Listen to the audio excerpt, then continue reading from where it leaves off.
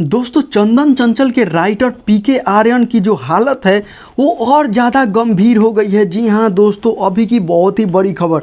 चंदन चंचल के राइटर देवराज धोरी चटना जो सॉन्ग आया था, उसको शर्म से वो जो लथपथ हो गए थे, शर्म के मारे उन्होंने ऐसा काम किया जिसके कारण उनकी हालत और ज़्यादा गंभीर हो गई है। लोगों का कहना है कि वो बच सकते हैं, लेकिन क्या जो मतलब मीडिया वाले थे उनको जेल में पहुंचाना चाहिए या नहीं, जो उनको इतना टॉर्चर किए हैं। आप लोग हमारे कमेंट बॉक्स में बताएं।